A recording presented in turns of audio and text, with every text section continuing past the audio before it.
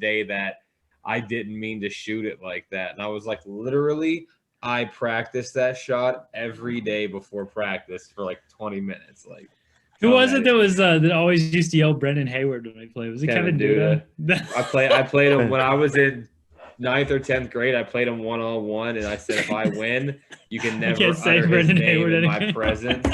Because I couldn't stand Brendan Haywood in college, except for like 1.5 seasons. His freshman year with no expectations, I loved him because he would just come in and dunk. You'd be like, wow, this big freshman, it's awesome. Like, and then his senior year, he was actually pretty decent. But those middle years, get freaking lost. I couldn't understand. That's fantastic. Well, hey, you guys didn't even realize it, but I started it right in there. So this is the Give and Go Basketball Podcast. Let's get this thing rolling. Monster Jam! He's on fire!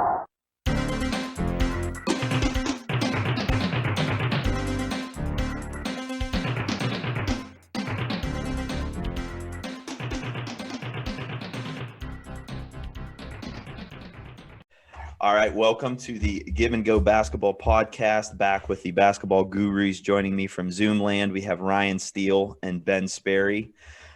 Make sure, hey, if you're liking what we're hearing here at episode 4, we got 4 in, or we'll have 4 in today at the end of this. So if you're liking what you're hearing, hit that subscribe button on YouTube, follow us, like us on Facebook. We're going to try to start getting more content up on Facebook for you. And spread the word about us because we're having a blast doing this, and we hope you guys are like listening to us. And then, you know, always feel free to hit us up at our Gmail account. We're the giveandgo3@gmail.com. Send us ideas for the shows, your thoughts, ask us questions, whatever you want to do. You can also hit us on Twitter and Instagram now. Boom. Ooh, there you go. Twitter and Instagram. Yep. Follow us, like us. We're having a good time. We hope you are too. So let's look back at last week. Let me tell you, I had a blast with last week's, and I've been thinking about it. I even have some thoughts down here. But anyways, last week, the NBA Jam tournament, we had the Lakers with LeBron and AD coming out on top. Do you guys have any second thoughts on your picks, on the stats, anything at all? Go, whoever wants to take it. Hi, Ben. I actually feel pretty good about it. Even getting the feedback from people, like the feedback was literally so like minute that I actually don't think we got a whole lot of negatives. It was like, wait, this guy should have more power. Or this guy blocked a shot like twice in his career. I mean, okay, that's nice. I mean, that doesn't really change my mind that much. So I feel like it was pretty close. Yeah, right. Yeah, I thought it was cool. All the feedback we got on that. Mm-hmm. People seem to like that. Shout out my guy Trevor. Responded to the post. He's a big Magic fan. I'm surprised he didn't say anything about the Magic. I had to bring it up on there, but it was just cool just seeing, you know, the fans, like, you know, obviously they watched it. They saw who the winner was. They had their gripes and their opinions, which I hope they would. So it got me, first off, it got me thinking two things. First thing is I'm still sticking with the underdog Warriors that Benny and I had rolling in that tournament. I still like that pick. And second thing is I started thinking about, you know, with NBA Jam only being around the 93-94 season, they missed out on a lot of opportunities to get more dynamic duos into that game. So just real quick, do you guys have any like just huge dynamic duos that would be fun to play with if you could go back in time and play with them? I have a couple written down here. Shaq Kobe would be the one that I would go with. That was my number one. I have I'm going to mention this one too, and Steele, you'll love this one. This is one of my other top picks is Shaq and D Wade. Or LeBron and Wade, right? Like that would probably be a pretty good one. Yeah. Other thought, maybe 2 out of 3 of the big 3 from the Celtics might be a pretty good team. Mm-hmm. KG with either Rayon or Paul Pierce. Yeah. I would say also just going with the bigs, David Robinson and Tim Duncan is a duo. I had that on my list. I had them on my list. Yeah. I have I have to throw this one out because I think I would really like to play with them is Larry Bird and Kevin McHale. I went 80s back on in that time. one. Yeah, I went back in time. And then here's another recent one: Steve Nash, Dirk Nowitzki, or Nash Stoudemire. Nash Stoudemire might be that would be fun. Yeah. Though Nash Nowitzki has the advantage they can both shoot threes too, so I suppose that one would be pretty good. And then Magic Kareem.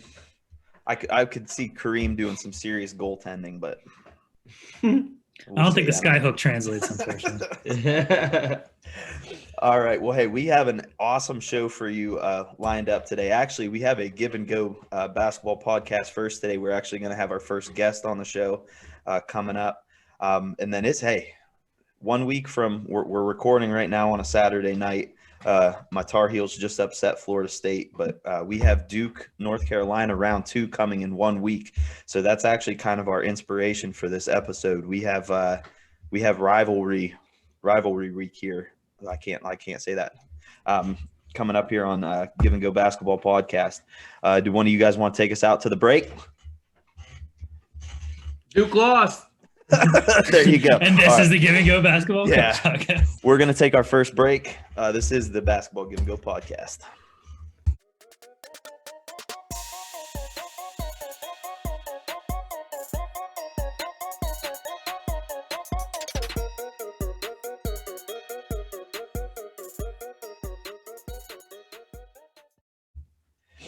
Hey, welcome back to the Basketball Give and Go Podcast.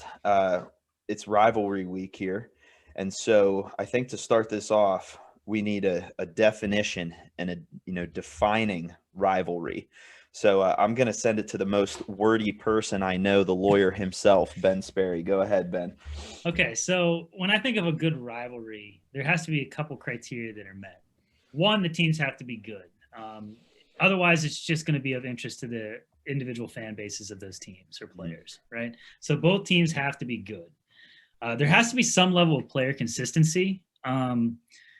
This might be less of a concern when it's college and there's other reasons people root for teams. But in the NBA especially, you have to have enough player consistency year to year that you're looking at the same guys playing each other for it to be a true rivalry. Yes.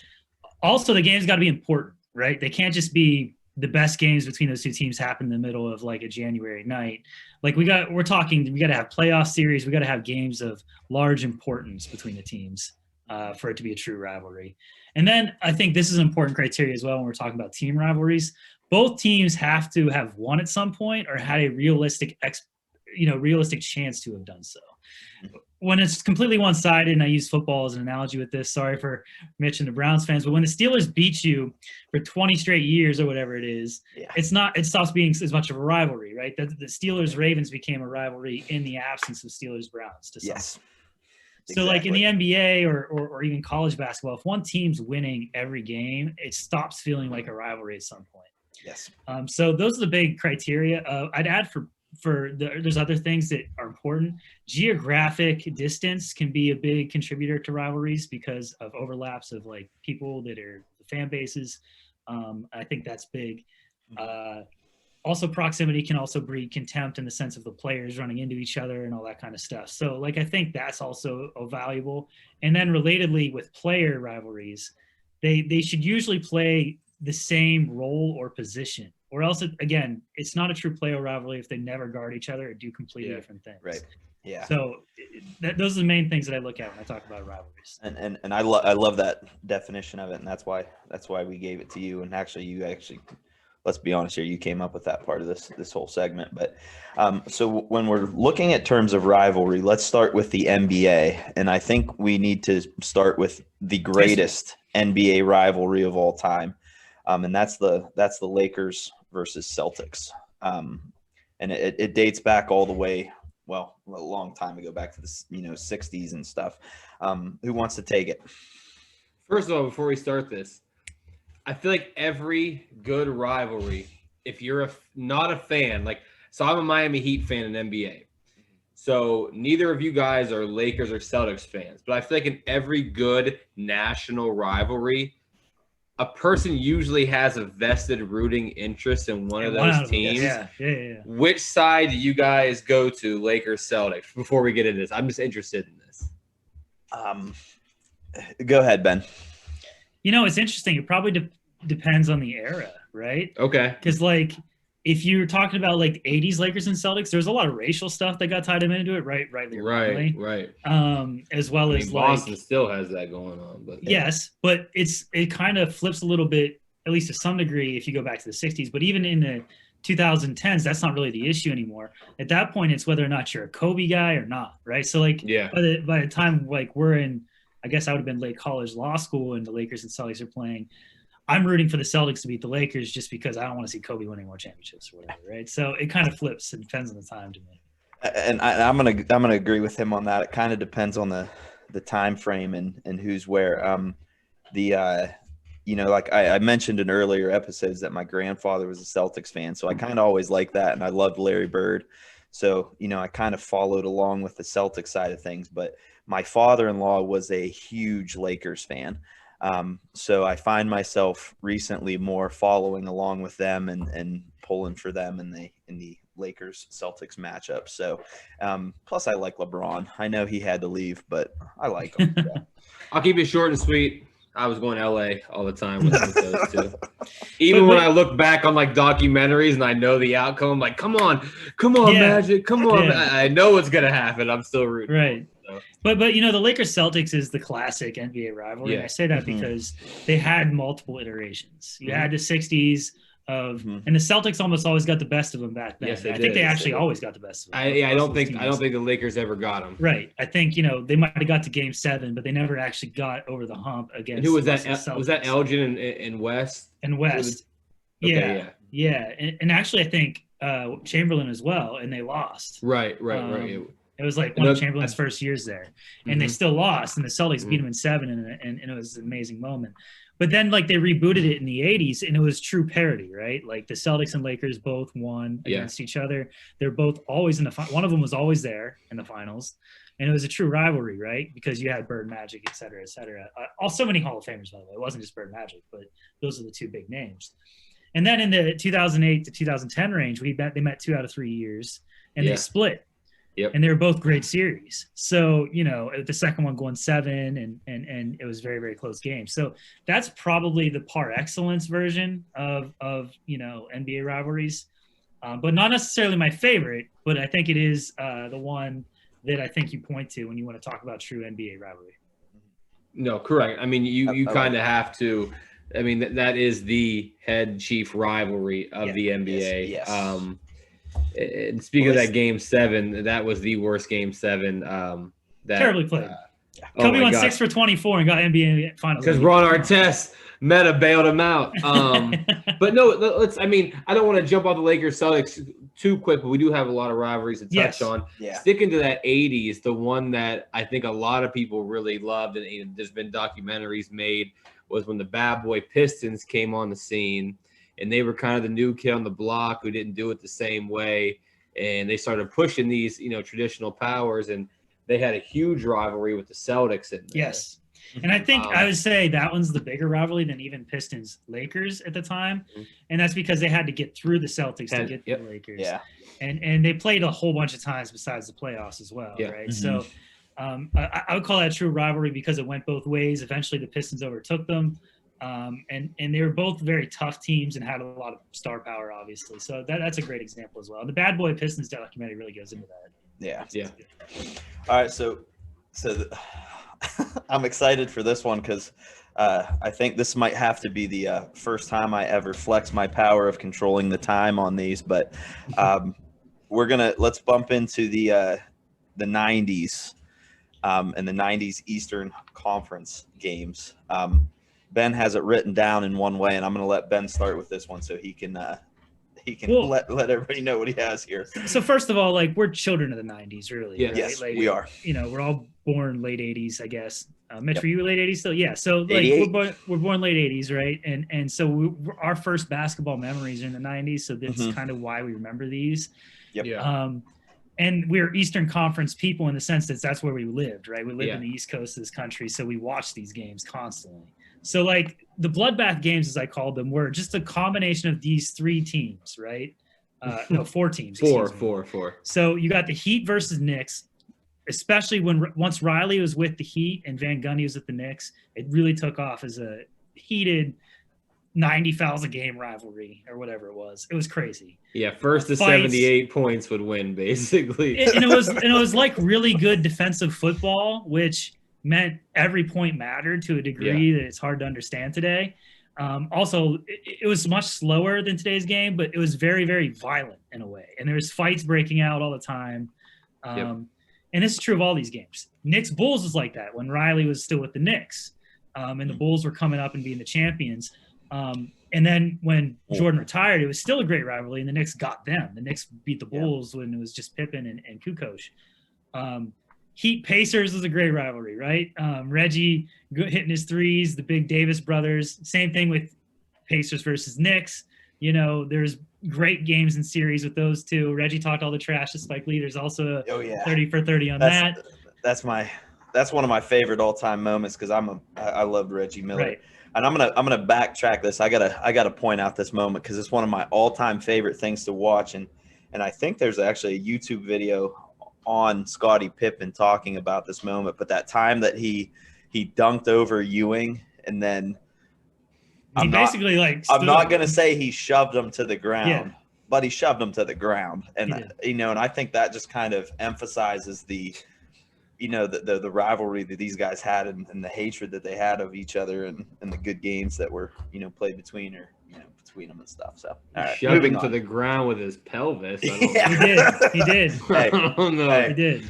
That one arm extended a little bit. I think the great thing about the 90s is there's one constant in all these rivalries, and that's the Knicks. I mean, they are now a laughingstock and kind of have been for, pretty much 20 years. But in the late 80s through the 90s, like they were a power who never actually won, but pretty much tested the Bulls regularly and pushed them to the brink. They were a great foil team. They were. Yes. Yeah. And we're so close multiple times to get through. Even the year they got through and Jordan was out against the Rockets, I mean, that was a great series. I mean, they could have won that series. They lost in 7 to Houston. Pat Ewing is probably disrespected historically because he didn't win one. He was so good. So good. And then even when they rebooted kind of in the late 90s, right, and they made it again as an 8 seed and beat the Heat in the first round. Yep. They Classic series. Right. And I don't remember if they ended up having to beat the Pacers later. I think they did, but I can't remember who they played later in the conference finals now off the top of my head. I think it was the Pacers, though. Again, just bloodbath games over and over again to get there. But that wasn't as much Ewing. It was with Sprewell and Houston playing so well. Ewing was still there and very strong. But I definitely remember all these games and all these iterations. I mean, even Heat versus Bulls, right? That was even a tough series for the Bulls to get over the top with. Pacers versus Bulls. These are all series where they're very physical. It came down to usually one game that turned the series around. Like they go 7 or 6 a lot. Big clutch shots. Even when the Bulls beat the Pacers in 98 and 7, that was a great back and forth series. Reggie hit a game winner, I think, in game 6 to send it to game 7. The Bulls were down at one point in game 7 by quite a bit. I believe it was 18 points at one point before they crawled all the way back into it and won. These were what we grew up on and fell in love with basketball on, so maybe we overrate it. But I remember these games just being so physical and like meaningful that to me they epitomize what a rivalry is about. Yeah, I totally agree. So the 90s is kind of, what got us into basketball, that like 93, ish when we're 5 or 6 years old. But let's take it to now. We're teenagers, for us, we get into the 2000s here now. Yes. And now, the game's changing a little bit, but it's still a little bit slower pace. Yeah. And now, these Eastern teams have kind of fallen by the wayside. The Heat aren't really good anymore. Right. The Bulls lose MJ. The Pacers are still kind of hanging around. Reggie's later in his career, and the Knicks are dreadful. Yes. Let's go to the West Coast now in the 2000s. You get the Lakers, and they had great rivalry with the Spurs there. Twin Towers, versus Shaq. I mean, because that was really – it was their division until Kobe came along. When he was real young, the Spurs were ruling that division. Yeah, right. So I think it's the 99, the Spurs win the championship with the Twin Towers. Yep. And then you have the Lakers dynasty of 2000-2002 with Shaq and Kobe. And then 03, the Spurs get them. Yep. And they become the champs. And then is it 04, the Spurs and Lakers go against each other, and that's the year that Fisher hits the shot with .4? I might be getting years wrong, but I'm pretty sure that's correct. Yeah. And the Lakers with it's also they have Karl Malone and Gary Payton at that point, but they get back to the finals because they beat the Spurs. Yep. Those are back and forth years, and then the Spurs, of course, in 2005 ended up being champs again. So, like they were like the two best teams out of the West almost all those years. Like no matter who got through, one of them was going to win. It was a foregone conclusion on that. Right. And they both played inside out for the most part. I think Kobe added a wrinkle for the Lakers that often put them over the top. But, you know, it was often Duncan's prowess inside versus Shaq's. Whether or not Duncan and Robinson together could contain Shaq or not. And it was very much a good rivalry. All right, here's the fact checker coming in for you. Game 5 of the 2004 Western Conference semifinals. Got him. What was it, 0.4 or 0.5? Yeah, what was it? 0.4 seconds left. It was so ugly. Oh, my God. Hey, he got it off apparently. And then the man took off for the tunnel. He was gone. See you later. Adios. But yeah, you know, but it's funny to me though that you look at. Well, we'll get into this later. Continue on. I just saw another connection here to these rivalries that we're talking about, but we'll get into it later. I'm gonna make a note. Continue on. Oh, what, that Robert Horry hit game winners for both the Spurs and the Lakers throughout that? There is some truth to that, too. One thing I would note, though, before even going into these 2000s slightly more is why I wouldn't necessarily include other teams as rivals, even though they could have been by some of the same criteria. For instance, Jazz Bulls in the late 90s, to me, they played 2 straight finals. Like, they were the 2 best teams for a few years there. But I never thought of them as true rivals. 1, because they only really played in the finals. 1. Yeah. And then 2, it didn't really feel to me that the Jazz were ever going to beat them. When the Lakers and Spurs go back and forth all these years, to me, that's like the hallmark of a great rivalry. Plus, they played all the time, right? Yeah, and I think you're right. Even though in the moment, maybe people might have thought the Jazz would win, but I think the fact that if the Jazz had ever won a championship before, and they kind of had that to fall back on as like some clout, then you might have gave them the chance. But when a team's never won, never really been that close versus a team that always wins, I mean, I wouldn't really call that a rivalry either. Right. To go back into the 2000s, another Spurs rivalry that I'd point out was the Mavs Spurs as Dirk arose and such good series. There were some great ones in there. The Spurs low key could have went to they were either in the finals or lost the team that was about to go to the finals every year in the 2000s for a while there. So there were the 2006 Western Conference playoffs, Mavs Spurs, great series that went to 7. And the Mavs pulled it out, and they were actually the heavy favorites before they got lost to the Heat, I believe, if I remember correctly, in 2006. They were. That was a great series, and there's several series like that between the great Tim Duncan and the great Dirk Nowitzki in their primes. Oh yes, Dirk. So I mean, let's stick with that 2000s. What are your thoughts on now? They weren't long lived, but I think Lakers and Kings was just as good in a way, if not better, than Lakers Spurs. Even though the Kings never got them, they were just the regular season games were so good. So 2 teams actually I feel like that's true of. I feel like there's other teams that push the Lakers maybe as much as the Spurs and were great fun to watches, but they never had the longevity. So the Kings almost get this Lakers in 2002. But you don't really see them meet up again in the Western Conference playoffs like that after that. So, and same thing with the Blazers. The Blazers almost get them in 2000, I believe. 2000. Yep. But then that team completely changes. They go through the Jailblazers era. It's not the same team anymore. Yeah.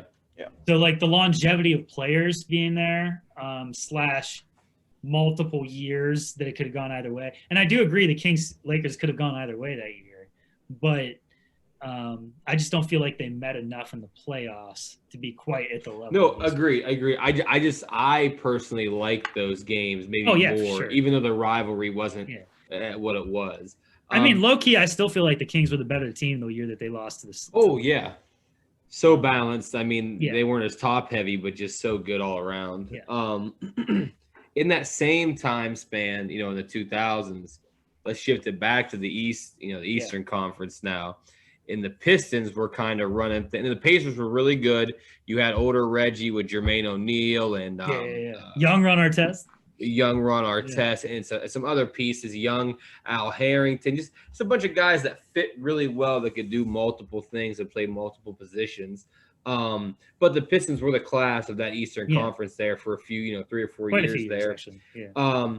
So now you get, LeBron coming on the scene, Dwayne Wade coming on the scene, the young bloods, and the Cavs and Pistons have a classic, playoff series, and pretty much one classic game where LeBron, I believe, scored like 23 straight points. I think 23 straight points, 40 some points in the second half and overtime or something crazy. That was a great series because it almost felt like when Jordan, but when he couldn't get over the Pistons because it felt like it was just him versus them almost, That's what that series kind of felt like to me. Just 5 really good players who are physical versus one just God tier player that just couldn't get over the hump against. Right. And I think it's fair to say those are both like mini rivalries, like the mid 2000s Pistons versus the Cavs with LeBron coming up, and also versus the Heat with Shaq and Wade. The Pistons were the team to beat throughout, like basically 2000, was it maybe 4 to 2008, somewhere in there in the East. 03 to I think they made 5 straight Eastern Conference Finals in there, and played. Like they didn't win it every year, obviously, but they had to play. Like you had to play them to get through them to get there. And they did make 2 championships, beating the Lakers and then losing to the Spurs. And I believe they lost the Spurs in 7 in another Robert. Yeah, it was a really good, really good series. But so those ones I would say were definitely some of the better 2000s rivalries by the criteria that I laid out. All right, let's touch up real quick on the most recent of these rivalries here, getting into the 2010s. Go for it. Steele, hit me up. 2010 rivalries. Well, look, okay, so because I know this is your era right here, bud. Okay. So here's the thing: the 2090s are a little more contentious. They're a little more scrappy. It's a little more. As Ben called it, a bloodbath in the 90s, even the 2000s. I mean, the Kings and Lakers were throwing punches. I mean, they were. Shaq was calling names I can't say right now to the Kings. I mean, they were heated. But you get into 2010s, I think it became more about respect and skill level rivalries. Like, okay, so Heat Spurs, we get into the Big 3 era in Miami. That first finals against the Spurs, the 2013 finals, if you want to talk about beautiful basketball, that's one of the most well-played, skillfully played finals ever. Now, weirdly, like 4 of those games were blowouts, and the other 3 were like classically nail-biting close. But just the ball movement, the respect for one another. I had never seen an opposing coach when Pop lost in Game 7 to the Heat. He was laughing with LeBron and D and hugging them after the game. Yeah. This is such a contrast what we saw with the 90s with Pat the Rat. Knicks hated him. Isaiah Thomas in the 80s and the Pistons just walking off the court. I mean, this is a different rivalry. And I think that kind of shows how the game is today, more friendliness. Yeah, and it didn't mean it wasn't incredible basketball. Like until the Warriors took it to the even crazier level. I thought the apex of basketball for a brief minute there was those Spurs getting over the Heat, who also were like incredible, right? But it was the clash of styles that made it so beautiful. Yeah. Especially the first year, and really this is how I looked at those games. The first year, the Heat were still a little bit more maybe close to their primes athletically. Yeah. So they're going after you, trapping the pick and roll and going after those steals. Defense was slightly quicker than the passing of the Spurs. You got those steals, those runouts, and then, there was enough. They did that enough that they beat the Spurs. The next time that they played the next finals, the Spurs passing was a little bit quicker than their rotations, and it became wide open threes to backdoor dunks. And it was literally incredible to watch, right? It was like almost a perfected team basketball to some degree. And the Heat did not play bad. The Heat played wonderful as well, and just could not match the level that the Spurs went to. And the shot making, quite honestly, the shot making was incredible, right? So that was, even though it was only 2 straight seasons, and the fact that it went back and forth, and literally the first series could have went either way. We come a Tim Duncan layup away from Game 7 from being right there. We come, obviously that incredible play of Bosch getting offensive rebound, kicking out to Rayon to even go to overtime and give the Heat a chance. Well, the other crazy part of that is that's 13 and 14, 2 years in a row. The season before, the Spurs were actually the favorites to come out of the West. They had won 22 straight games throughout the regular season into the playoffs. Yeah. They were up 3 games to, I think, 1 or 2. I think they're up 2-0. They're up 2-0. Okay, against 2-0. And it didn't look like the Thunder had a chance. OKC, I believe, won 4 straight games and just took that series. And they hadn't, the Spurs hadn't lost in almost 2 months. And I believe in the Game 3, and maybe my fact checker can make sure this is accurate, but I believe even in that Game 3, it looked like the Spurs were going to run away with it. But Ibaka and somebody else combined to make every single Harden, shot. Maybe it was Ibaka and somebody else hit every single shot that game, and it changed the game. It changed the series because it was wait a second, this isn't Westbrook, this isn't Durant doing this. It's Ibaka with unstoppable mid-rangers hitting us. So really, you're 2 games away from what could have been a trilogy.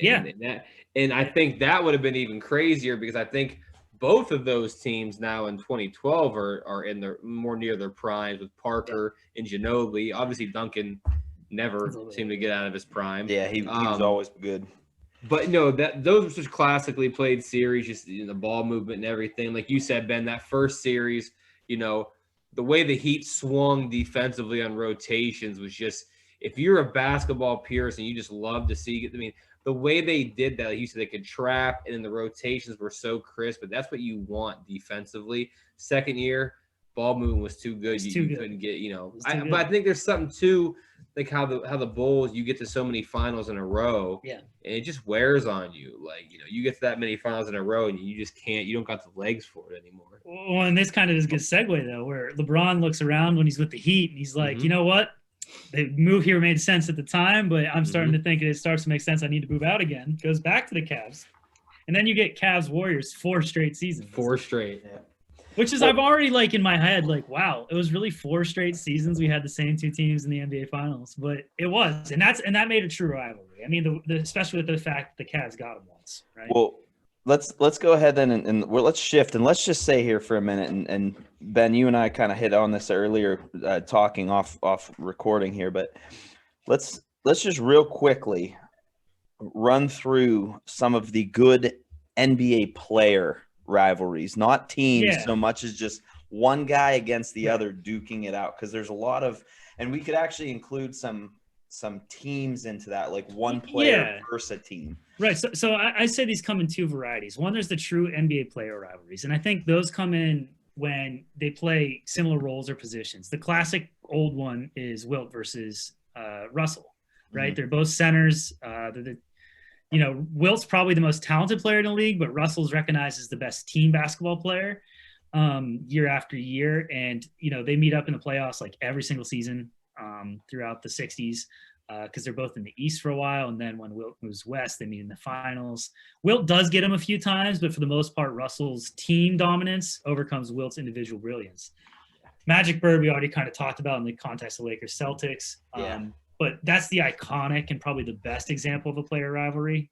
I love that one because it dates back to 1979, I think, Indiana State and Michigan State. And that's why they get their own documentaries made about it. Right? That's how good this rivalry is. It saves professional basketball to some extent. The only real modern, true, I think, player rivalry we got, I don't think anybody got close enough to Jordan to be a true player rival. I think the closest, and nobody got close enough to Apex Shaq. I think the true next player rivalry, and we only had it for the briefest of times when they were both in their true primes, was Kobe versus LeBron. Yeah. But what the crappy part about that was we were so close a few times to getting it in the finals, and it just never materialized. They never overlapped in the finals, which kind of takes the luster off. One could make a case that Michael Jordan, Dominique Wilkins in dunk contests was pretty spectacular, but that's dunk contests. Right. But it felt like So, like, even Neek versus Bird is a great playoff rivalry at one point, but Bird gets him, and Bird's truly considered the great out of that era, not Dominique, right? Yeah. So, like, and the same thing with Jordan. Like, there's guys that tried to raise to his level, but then he just raised even higher. Like, whether it's Drexler or Penny briefly or Grant Hill briefly. Like, these guys tried to get to that level, but they never really had the sustained excellence that he did. So, it didn't match up. Real quick, let me talk. I just got to ask you before we go to break here. I want to hear one player versus team rivalry story from you guys here, because this is my all-time favorite player versus team. Jordan and the Jordan rules against the Pistons. Yeah, I mean, obviously the dynasty that there's a lot of that, both the big and the Bad Boys Pistons documentary, but also the Jordan Last Dance documentary. That's probably what I talk about as the best example of the player versus team, like hybrid type of rivalry. The second type I was going to get to. But the most recent ones, and I think Steele might have more opinions on this, are really like LeBron versus the Celtics big three, versus either when he's with the Cavs or the Heat, or LeBron versus Steph / the Warriors, right? Yeah. I mean, that's probably the most modern player versus team rivalry. Obviously, I mean, Jordan versus the Pistons. There's been books wrote on it, documentaries made on it. Real quick, some low key player rivalries that I think are overlooked, and it could be me being a homer, but I always thought Alonso Mourning versus Patrick Ewing was a crazy good rivalry. Yeah. When we talk about teams beating each other, players at the same position, top player on each team, guarded each other, went back and forth. I thought that was a good one. And I thought, even though LeBron got the better of it, Paul Pierce versus LeBron was a really good player rivalry for years. Even though, but Paul's team would win, even though he might not get the better of LeBron every game. And Pierce had his moments, right? Like they both dropped 45 the one time. I mean, that's on incredible. LeBron. Yeah. But I just had just a couple low key ones. Hey, I like that one. So here's what we're going to do. We're going to go ahead and take a quick break. When we come back, the first ever Give and Go Basketball podcast guest. And we're going to get into some college rivalries with him. And then as well as this is also a guy that I went to high school with, played against Ben and Ryan. And so we're going to talk a little bit about some old high school rivalries and some differences between the college / high school rivalries and some NBA rivalries. Hey, I'm loving this. This is the Give and Go Basketball podcast with my two basketball gurus, Ben Sperry, Ryan Steele. We'll be right back.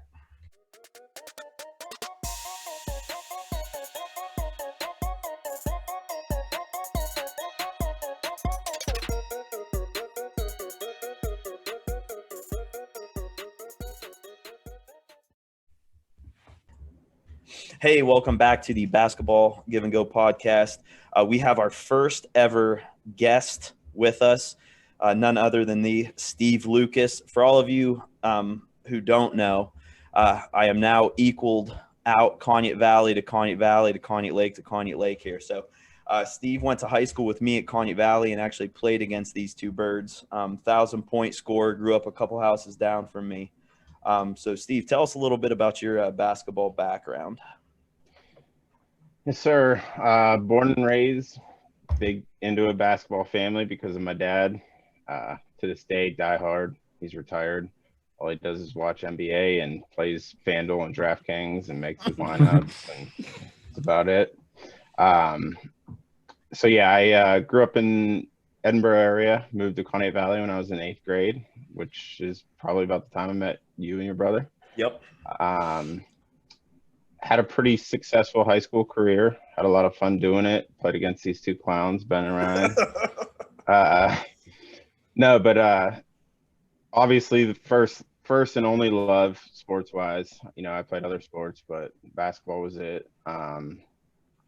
Ended up, like I said, had a successful high school career. Had the opportunity to play Division III basketball in Pittsburgh at LaRoche College, which is now LaRoche University. Had a pretty decent, successful career there too. Played 4 years. Started my freshman and sophomore year. Coincidentally, didn't start my junior and senior year, but averaged more minutes those 2 years than when I did start. So wasn't hating it. Six man. Yes, sir. But yeah, big Tar Heel fan, as you can see.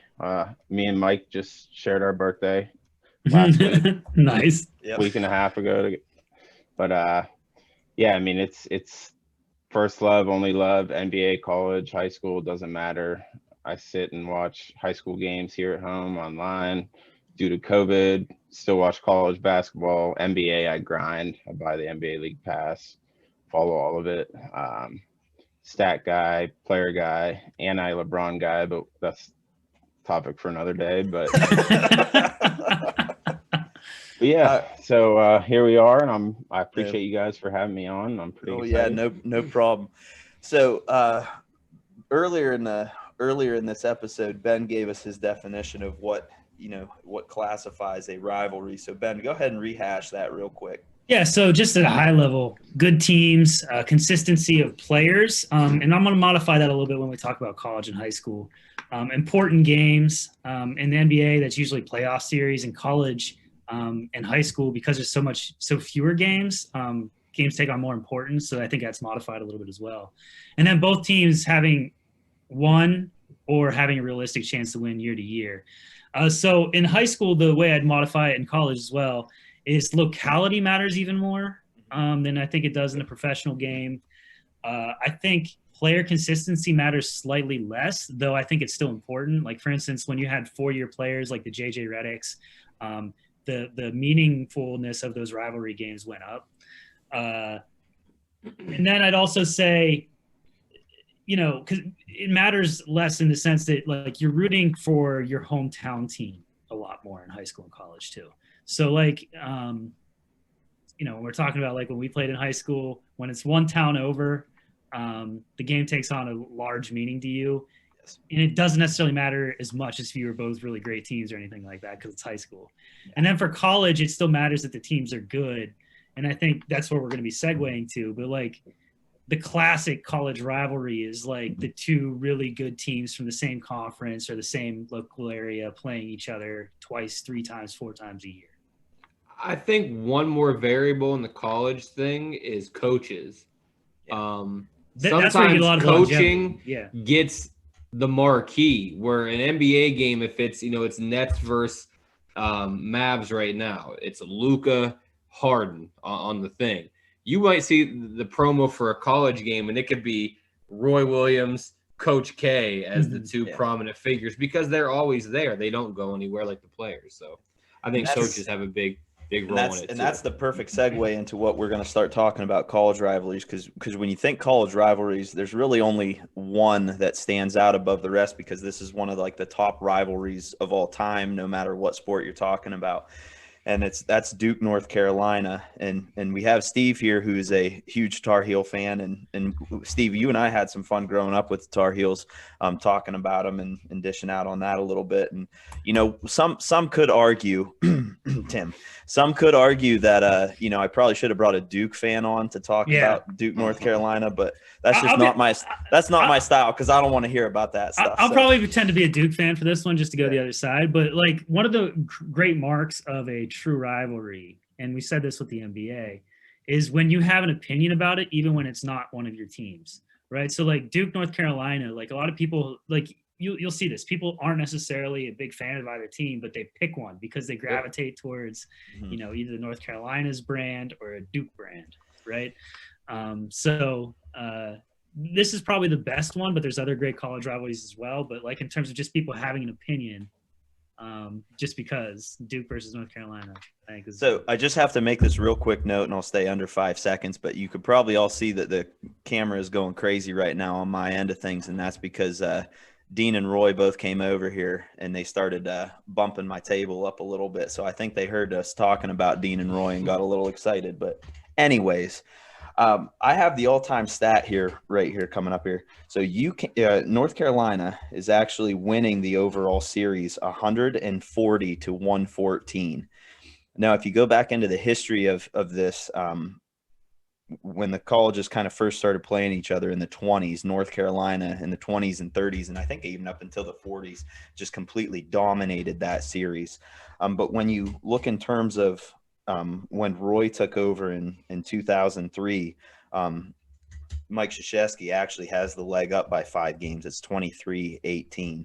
So now Now, does this change when Coach K becomes Duke's coach? Like, is it really more even since then, or even slightly Duke's favored? I'll be honest with you. I tried to look for that, and I haven't found it yet, but I'm sure that it does. I think it does tilt slightly into – and the one stat I did find is that since – oh, no, maybe I think that was still actually – let me look it up. But anyways, even like a month ago when they played they pulled up, it was like the last 200-ish, maybe a little slightly over 200 score differential.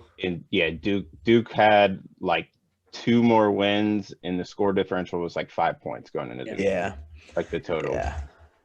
It was it's super close, and I can remember, I think it was like 1 or 2 years ago, or it might have even been before the first Zion Williamson game, but the points were actually tied at one point, which was really interesting, and that just kind of shows the power of this one. But I have it pulled up here on my iPad, and I'm trying to find it, but I'm terrible with technology.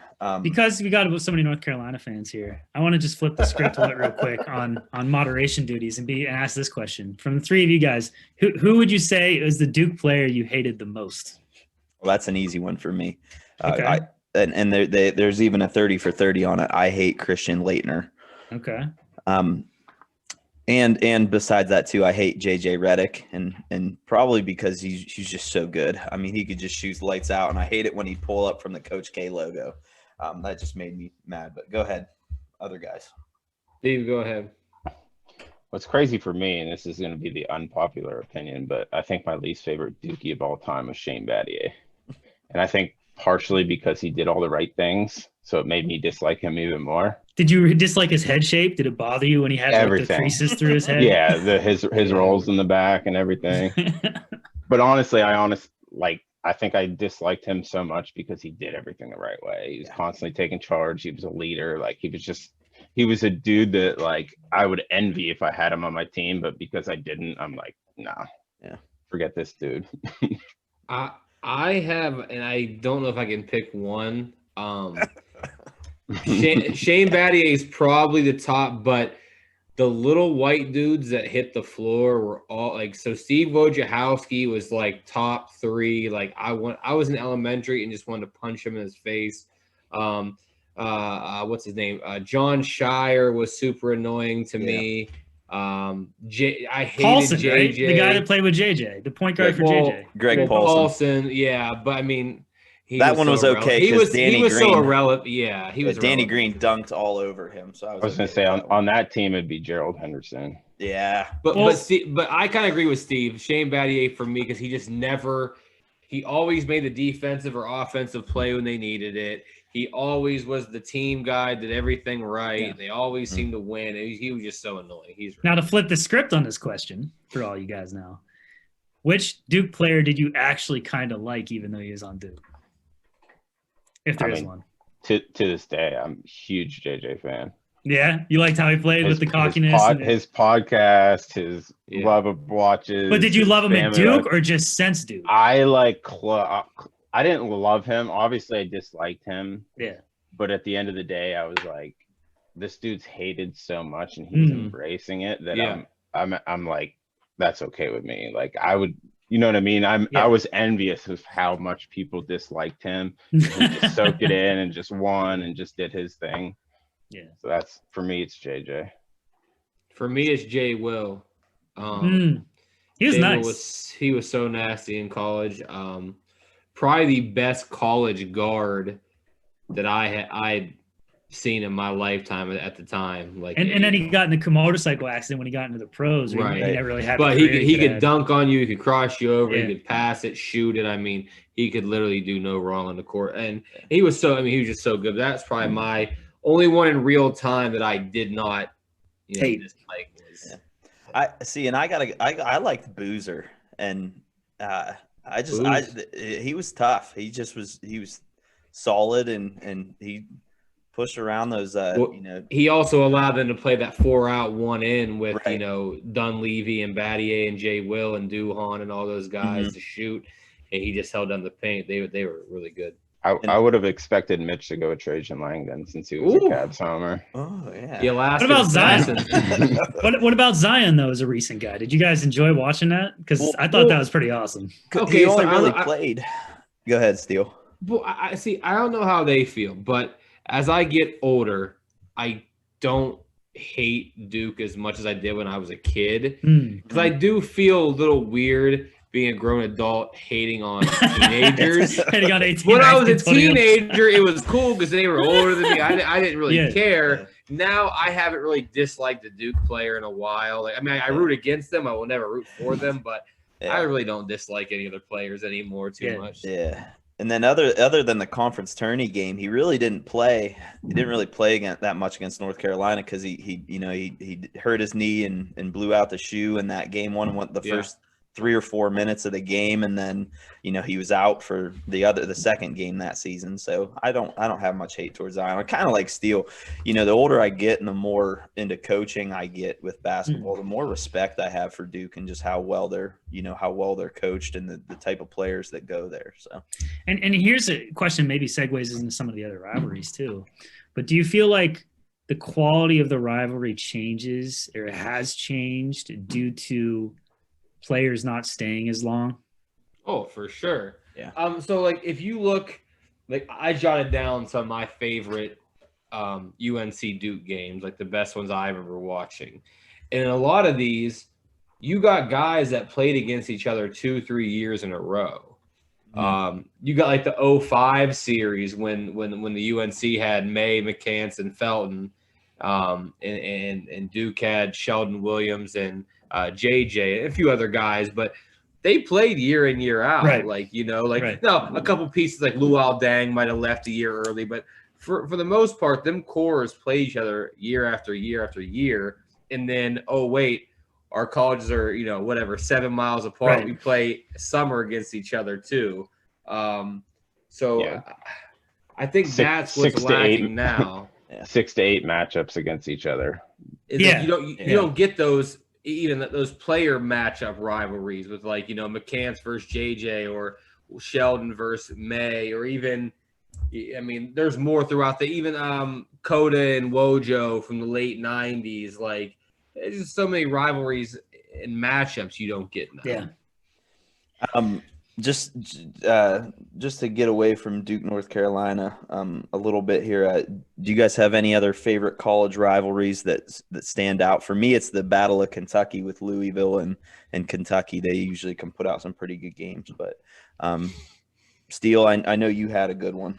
Well, for me, Louisville, Kentucky is not a big one for me because I can't think of memorable games that I would call on.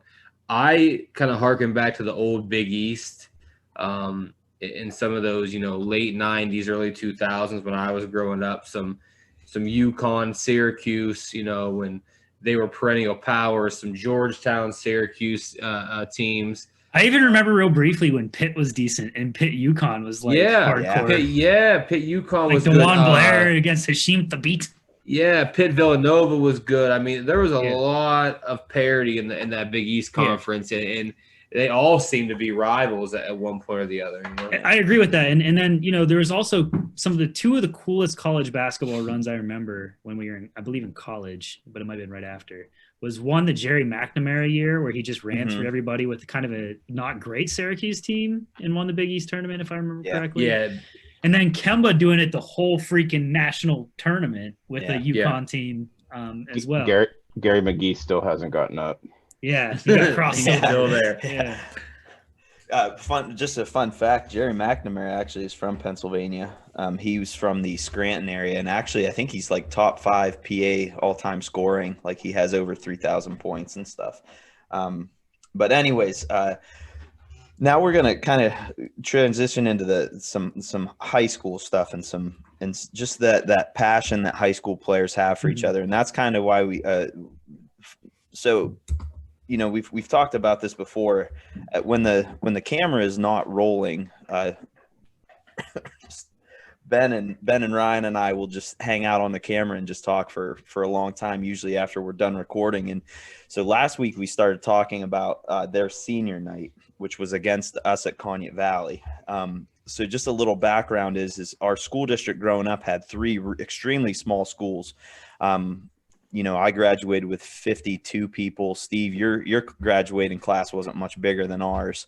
And same with Conneaut Lake. You guys probably had what, like 60, 70 in class? Maybe 60 some. I think it might have been 70 max when I was Yeah. So that was our school district. So there's three towns. There are 3 schools: Conneaut Valley, Lionsville, Conneaut Lake, and they were all within 10 miles of each other. It forms a small triangle, and it was our school district, which now we've consolidated and formed one school. So back in the day, we had some, there's some pretty big rivalries because you're playing inter-district, and it was like your neighboring schools. So you guys had a great. And I was younger. I didn't play so much. I was the guy who our coach Scott sent in to foul people. So, he'd call me up because I was a sophomore when these guys were seniors. So I would just go and foul and hack everybody and run people down and tackle them when they went to dunk on me. But so I thought your guys' senior night story was real fun because I know that go ahead. You guys can just tell the story. You guys know it better than I do. Well, just to preface it slightly, like Steve, Steele, and I are all the same age. And then, just to get a kind of a sense of it, like, you guys knew each other from like baseball growing up and stuff, like played against each other doing that. I remember a lot of times going over to what was called Lord Mason Park in Conneautville and playing with Steve and Tyler Matera and a few other guys from Conneaut Valley during the summers. Just because, like, they were really good ball players. I enjoyed playing with them. So, there's a lot of like interactions like that. But with senior night in particular, what was interesting from my perspective is, our team had I guess you'd call it big 3. I don't know, Steele, Kelso, and I, they all averaged over double digits or whatever. But that night, it was just me. And then Steve's team was, Steve was really good. Steve was an awesome high school basketball player, and he had his own big 3, if you will. And I think we ended up losing in a close game. But it was the only time I think I ever lost my temper playing high school basketball. And I was going to see if Steve even remember this, but I actually tried to punch one of the players from Conneaut Valley named Jeff Bishop during the middle of the game. I definitely remember it. I don't know that I would blame you, but but I mean, for me, like the situation was super unique because, like Mitch prefaced on real quick, we 3 schools all within 10 minutes of each other, small schools. Everybody pretty much knows everybody from each school. But it's funny for me, and I can't speak on both of you. I can't speak for anybody else, but for me, it was funny because, so obviously, Lionsville and Conneaut Lake were both rivals of us. The difference to me was like Conneaut Lake, I was like friends and close with a lot of you guys, like both you and Steele and Kelso and several others, John Holland, like, we'd play during the summers, we'd hoop together, we'd joke around, hang out. So, like, for me, it was fun to play you guys. Like, I wanted to beat you every single time. Right. But it was like you'd look forward to that. Me with Lionsville was like the exact opposite. Like, I didn't know any of those cats. I didn't hang out with any of them. So I just wanted to beat them because I didn't like them. You know what I mean?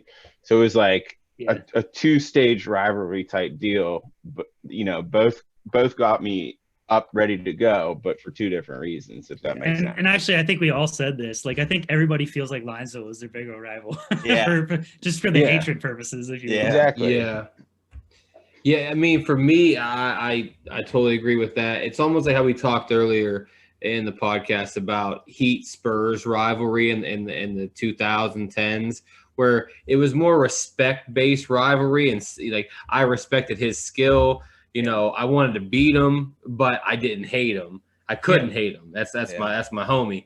With Lionsville, it was I don't like him. I want to beat him. I want to tell him when I'm beating him, and we might have to fight after the game. Basically, that was the difference. Like, I hated them, and I really liked.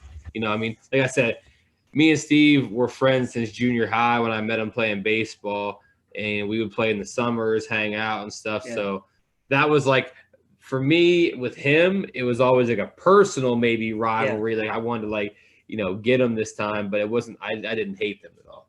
And I think that's a great explanation because, like, when we played Valley, you know, I really like Steve and Tyler and those guys. Like, and if they beat us, like, you know, I wouldn't be mad about it in a sense because they were really good and I liked watching them play.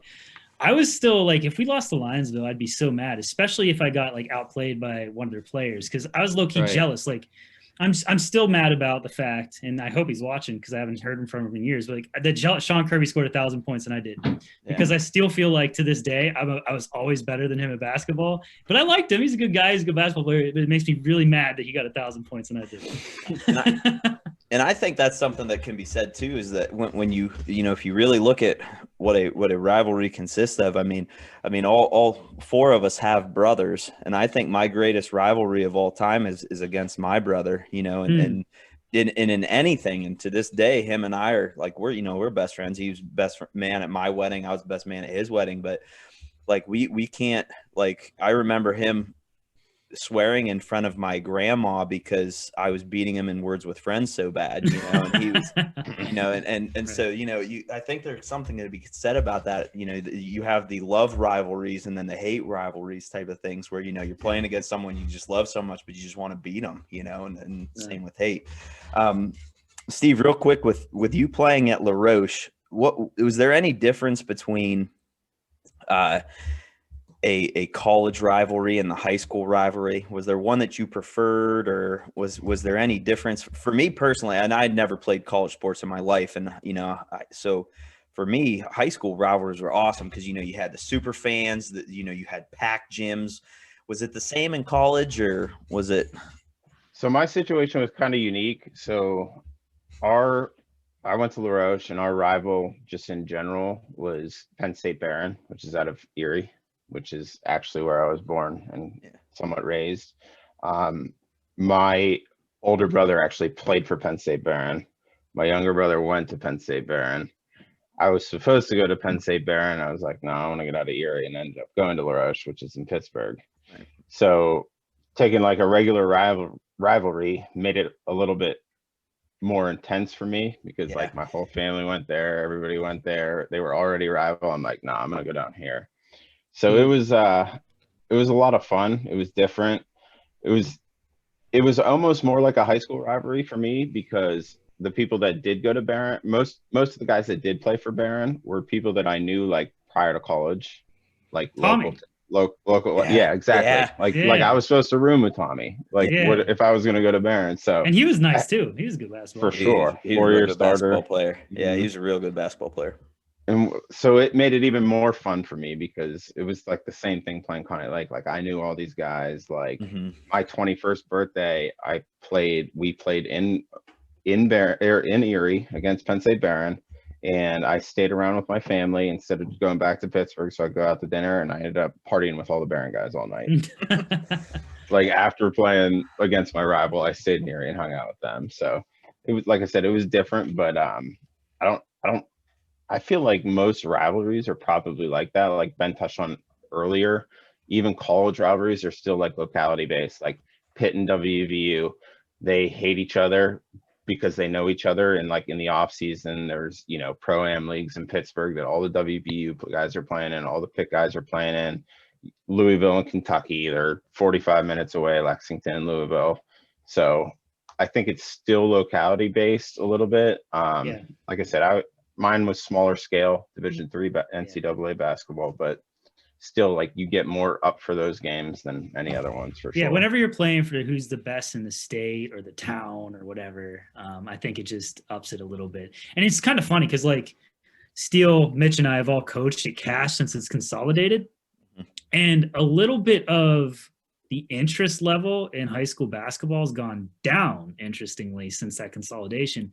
And I think part of it's because we've lost the best of our small area feel, right? Because we're all on one team now. So like what we used to be packed games for Lionsville versus Lake or Valley Lake or Valley Lionsville, now we don't really have a natural rival anymore. The only close one's Meadville, but Meadville's been so great in the last whatever amount of years since Conneaut's consolidated that we can't match them at basketball. We match them at football, and that's a true rivalry. But like basketball, they've been so much better since the consolidation of the schools that it hasn't really become a rivalry, and there's really not enough interest for the fans in that sense. Yeah. For sure. They don't know how to adjust. They're like, how do we get up? How do we get up for who's our rival? How do you adapt a rival? Shout out Coach McElhaney, by the way. Yes. Linesville guy. Yeah, no doubt. And actually, the funny thing is, he actually coached at Conneaut Valley for a couple years in the late 90s, I think it was, right after he got out of college. But and Steele and I briefly talked about this, and I think it'd be a fun thing to talk about for us, thinking about how we were rivals. But if we would have consolidated when we were in school, would we have been really good, or would it have still been rough because we would have had to play General McLean? Well, I'm going to let you guys take this one, because just as a disclaimer, if we would have consolidated back when we were in high school, there is no way I was ever making a basketball team. So I'm going to bow out of this one and let you guys who had actually been on that answer that. And this can be our closing thoughts. Go ahead. I mean, I don't know. We're definitely gonna be biased because it was us. Yeah. But I mean, I look now at what a 4A team has, and I just knowing, we played certain 3A, 4A teams randomly throughout our high school careers in non-conference games. And while we might get smoked by that team, I never thought it was because they had one individual player that was just so much better than us. They just had a bunch of them that were good. Where but if we would have all been together and we had our big three, their big three, and the three best players from now, you have 8 or 9 kids who are all really good and actually, want to win and care to win. Yeah. I think we compete. I don't know. I mean, that's my opinion. Well, I particularly want to hear Steve's thoughts, because he knows what those Erie County teams like McLean were like back then, because they were really freaking good too. Would we have been able to hang with them, or would we have been a mismatch? I was going to say, so my thoughts on this are, I wanted it to happen the worst way. So I grew up in Edinburgh, went to General McLean until I was in 8th grade, and then moved to Conneaut Valley. With that being, those General McLean teams were juggernauts. Our junior and senior year, they were still good and they still won and made playoffs, but they weren't as good as they were a few years prior and a couple years after. Yeah, a couple years after, they're even better. My senior year, General McLean won state championship. I was going to say Astorino and Bobby Stauffer and all them, like they were nice. With that being said, part of my thought was this was prior to the reclassification. So it was single, double, triple, quad. General McLean was triple. My class when I was at General McLean was like 260, 270. My class at Conneaut Valley was like 55. Oh, so we might have been double still. So that's part of the thing is, would we have been big double or small triple? And that would make a huge difference, because if we were big double, we'd roll through everybody. We would have been able to beat all the old FCVC. 100%. Like we would have been playing like Union City and teams like that, roll through them. Small triple, that's a different, because then we're playing. Well, even Harbor Creek back in the day wasn't that good, but how about like a Girard? Would we be able to be like a Girard or one of these teams? They were double. They were double. They were double at times. They were like a big double. But it was like McLean, Franklin, like there was some good schools, Oil City. Who's the good basketball player from Franklin? He actually went to the NFL. Nate Byam. He was older than us though. He was. Was he? I think I was a sophomore when he graduated. All right, I'm off on my timeline then. No, I actually think he was a year younger than us, because shout out one of my best friends, Pat Kill, is his quarterback. Pat and I lived together for a couple of years in Pittsburgh. He lives in San Diego now, though. That might be right, Steele, because I think Franklin won the state championship in like 06 or something like that. Drew Durda. Hey, somebody's got to look that up. I'm pretty sure McLean and Franklin both won state championships. I'll have to fact check it, but hey, we're running out of time here. So just real quick, closing thoughts. Ben, go ahead and start closing thoughts. We're running out of time. I mean, we got to have Steve and more people on, man. Yeah. I'll come back whenever. Yeah. Steele? Closing thoughts. Again, had a great time doing this. Loved having Steve on. I mean, me and this dude talk pretty much every day. So business as usual, basically. So Steve, I'll let you go ahead and then I'll finish it up. Go ahead. No, I appreciate you guys having me. I'll come back whenever. I told I actually told Ryan earlier I was binge watching the first 3 episodes. YouTube's a saint because I can put it in 1.5 times speed because I like lose focus, so I can like keep up to. But I was sitting here watching it on my computer, like not arguing, but I'm throwing in my own comments while you guys are talking topics and giving facts and stuff. I'm like, Rudy Gobert, he changes the whole game. Nobody can do anything in the paint against him. And you're right. I agree with whenever. I love me some basketball talk, so I'm down. All right. Well, hey, Steve, thanks so much for joining us. And I do have to give a shout out to Steve here because I texted him last night. I came up with the idea to bring him on last night. So I sent him a text message and he was all about it. So, Steve, yes, we'll definitely have to have you back on. This was a lot of fun. And we'll have to do some golfing sometime this summer. That's for sure. Yeah. So, hey, if you like what you're hearing, if you're digging our podcast, please hit that subscribe button on YouTube. Follow us on Facebook. Hit us up on Twitter, Instagram, and then again, the giveandgo3@gmail.com. Email us any questions if you have any ideas. If you want to hear Ryan and Ben's thoughts on anything. This has been an episode 4. Give and Go Basketball Podcast. Thanks for tuning in. We will see you all next week.